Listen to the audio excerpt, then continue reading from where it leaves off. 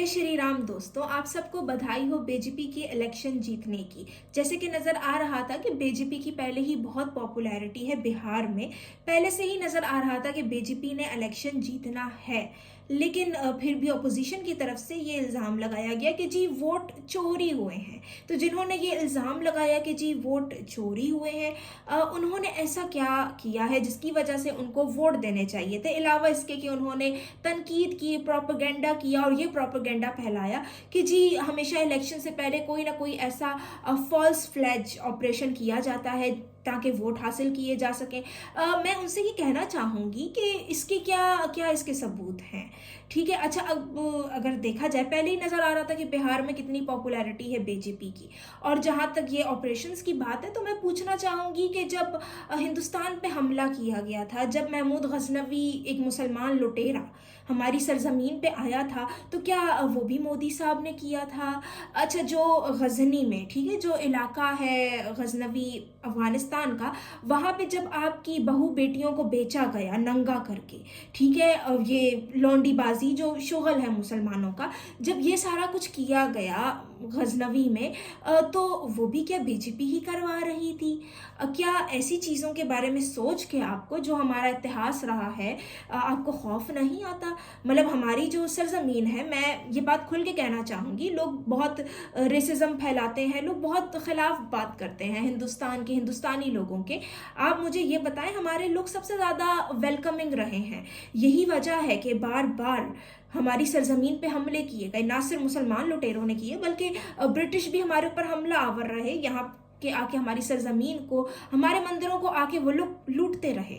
ठीक है, तो आप मुझे ये बताएं कि ठीक है, वेलकमिंग होना, अच्छा होना अच्छी बात है, लेकिन इस वक्त इस चीज़ की ज़रूरत नहीं है। इस वक्त जो जिहाद का कॉन्सेप्ट जो चल रहा है हिंदुस्तान में, जिस तरह से लव जिहाद किया जा रहा है, जिस तरह से ये अपने हलाल सर्टिफिकेशन के थ्रू जो ये प्रोडक्ट्स, अपने हलाल प्रोडक्ट्स जो ये बेचते हैं, उसका जो पैसा ये लोग इस्तेमाल करते हैं अपने जिहाद के लिए, और जिस किस्म की तंजीमें जो एक्टिव हो चुकी हैं, जो टेररिज्म फैला रही है हिंदुस्तान में, आपको लगता है कि जो हिंदुस्तान के लोग हैं या जो हिंदू हैं, उनको वैसा ही बिल्कुल सेकुलर होके, बिल्कुल लेफ्टिस्ट होके रहना चाहिए? और जैसे पहले, ठीक है, आप वेलकमिंग रहो, लेकिन जैसे पहले हमारे साथ नुकसान हुआ, जैसे पहले हमारे लोगों के साथ खिलवाड़ किया गया, ठीक है, उनको लूटा गया, क्या आप चाहते हैं कि दोबारा वैसे ही लूट मार मचाई जाए?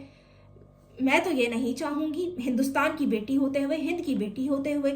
और मुझे लगता है कि जिसमें भी थोड़ा सा अक्ल शऊर है, और जो भी अपने इस सरजमीन के साथ मुखलिस है, उसको भी यही फील होगा कि लोगों में पैशन जगाने की, लोगों को असलियत दिखाने की, उनको झंझोड़ने की बहुत ज़रूरत है कि आप अभी कदम नहीं उठाएंगे तो बाद में आपकी पूरी नस्लें भुगतेंगी। आप क्या करेंगे?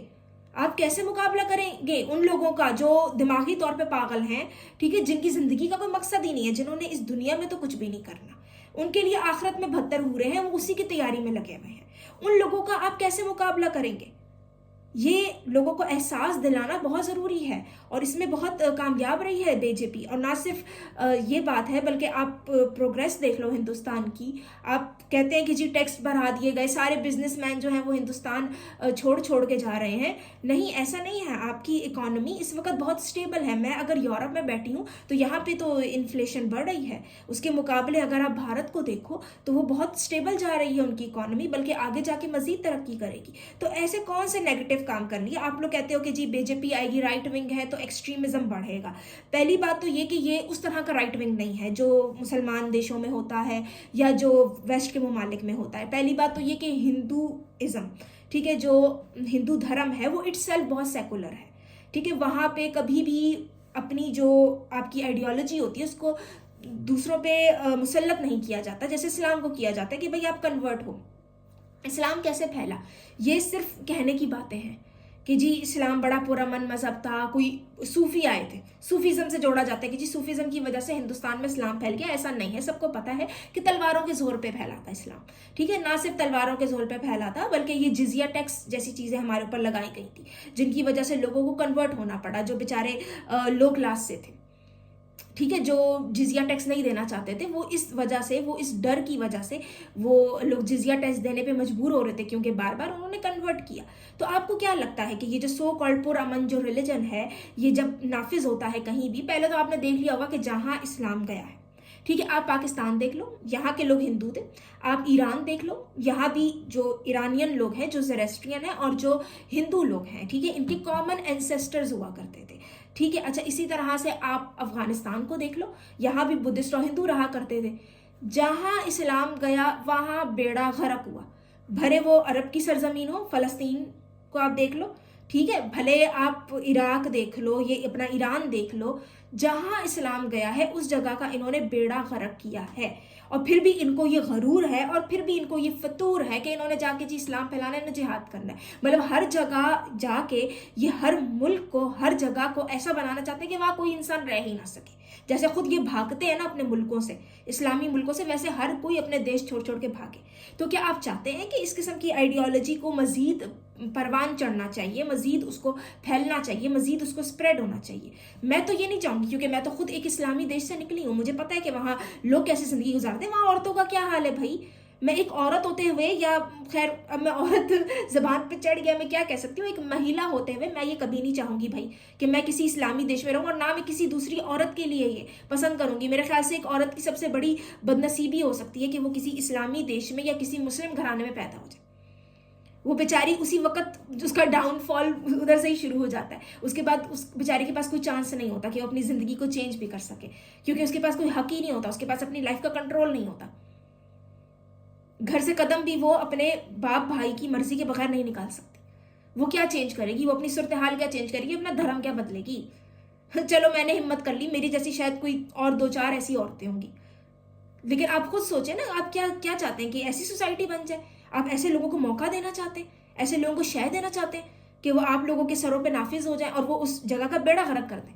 क्योंकि जहां जहां ये गए हैं, जहां जहां इन्होंने कब्जा किया, जहां जहां जाके इन्होंने अपना इस्लामी देश बनाया, पूरी तरह से इन्होंने बेड़ा गर्क किया, ठीक है। तो इस किस्म की जो आइडियोलॉजी है उसको समझना, ठीक है, उसके ऊपर एक्ट करना, उसके लिए पहले से वार्न होना, ये बड़ा ज़रूरी है आप लोगों के लिए। क्योंकि ये लोग आपको पता है कि इनका तो 24 घंटे का काम ही ये जिहाद। मुसलमानों ने ना पढ़ना है, ना लिखना है, ना इन्होंने कोई साइंस टेक्नोलॉजी में कोई तरक्की करनी है, इनका काम है लूट मार, और वो इनका दीन इनके लिए जायज़ करता है। आप लोगों का जो धर्म है वो आपको इजाजत नहीं देता होगा कि आप जाके लोगों की जमीनें लूटें, लोगों को लूटें, उनकी औरतों को लौंडियां बनाएं। इनका मजहब इस चीज को लेजिटिमाइज करता है, उसको माले गनीमत का नाम देता है। औरतें भी माले गनीमत है, जमीनें भी माले गनीमत है, लोगों का माल भी माले गनीमत है। तो ये माले गनीमत लेने की तैयारियां हो रही हैं, जो ये वेस्ट में जाके फैल रहे हैं, जो हर जगह जाके फैल रहे हैं, जो हिंदुस्तान में भी अपनी पॉपुलेशन धन धनाधन बढ़ा रहे हैं ना, तो ये उसी माले गनीमत को हासिल करने की तैयारी हो रही है। और औरतें इनके हाथ लगी हुई हैं, तो उनसे 5-5 6-6 बच्चे पैदा करा रहे, 10-10 बच्चे पैदा करा रहे, ठीक है। तो इस आइडियोलॉजी को समझना, लोगों में ये शऊर, लोगों के लिए अपने धर्म को आगे रखना, उसके लिए दोबारा से उनमें जज्बा जगाना, ये बड़ा ज़रूरी है। और ये काम बीजेपी बहुत अच्छे तरीके से कर रही थी। और जो यहाँ पे सेकुलर हैं, जो हर वक्त मुसलमानों की अपीजमेंट में लगे रहते हैं, देख लीजिएगा कि उनके आते ही क्या हाल हो जाता है। तो इस्लाम की आइडियोलॉजी में या क्रिश्चियनिटी का जो राइट विंग है उसमें, और जो हिंदू धर्म का राइट विंग है उसमें बहुत फ़र्क है। हिंदुइज्म इटसेल्फ एक बहुत सेकुलर किस्म की आइडियोलॉजी है, ऑर्गेनाइज्ड रिलीजन नहीं है, एक धर्म है, ठीक है। उसको मानने वाले जो हैं वो अपनी आइडियोलॉजी दूसरे पे मुसल्लत नहीं करते, उनके गले नहीं काटते, ठीक है। उस किस्म की यहाँ पे नहीं है। आप एथियस्ट भी हो जाओ, आप नास्तिक भी हो जाओ, तो आपको तब भी हिंदुस्तानी माना जाएगा। मुसलमानों में ऐसा नहीं है। मुसलमानों में आप शिया भी हो गए ना तो आप काफिर हो, ठीक है। आप दूसरे फिरके के हो गए, 72 फिरके ना, हर दूसरा फिरका अगले फिरके के लिए काफिर है, ठीक है। तो जो इस किस्म की आइडियोलॉजी है ये बहुत खतरनाक होती है। हिंदुइज्म इटसेल्फ एक बहुत ही सेकुलर किस्म की आइडियोलॉजी है, और अगर हिंदुस्तान, अगर इंडिया इस टाइम पे सेकुलर है तो वो हिंदुओं की वजह से। अगर हिंदू ना होते, क्रिश्चियन या मुस्लिम्स होते ना यहाँ पे, तो ये सेकुलर रहना भी नहीं था, ये अभी तक एक इस्लामी देश बन चुका होता। तो इसलिए मैं कहूँगी कि आप लोगों को अपनी पहचान के साथ जुड़ना बहुत ज़रूरी है, और मेरे ख्याल से ये काम बहुत अच्छे से हो रहा है। इसलिए कोई हिंदुत्व के साथ या आरएसएस या फिर बीजेपी के साथ जोड़ना एक्सट्रीमिज़म को, ये एक बहुत बड़ी गलत फहमी है, ये एक बेवकूफ़ी है। क्योंकि इटसेल्फ अगर देखा जाए, ठीक है, तो हिंदू आइडियोलॉजी जो है, वो हिंदू धर्म, वो खुद बहुत सेकुलर है। और आपको पता है कि इसमें रिफॉर्म की जगह है। मैं बहुत दफ़ा ये बात कर चुकी हूँ कि आप रिफॉर्म कर सकते हो, चीज़ों को तब्दील कर सकते हो वक्त के हिसाब से, ज़माने के हिसाब से। तो जो फैलाया जाता है प्रोपेगेंडा बीजेपी के खिलाफ, वो गलत प्रोपेगेंडा, और वो आपको पता चल जाएगा, और आपको लोगों को पता है, लोग इसीलिए इलेक्ट कर रहे हैं बीजेपी को। एंड आई होप आपको मेरी वीडियो पसंद आई हो। Thank you so much.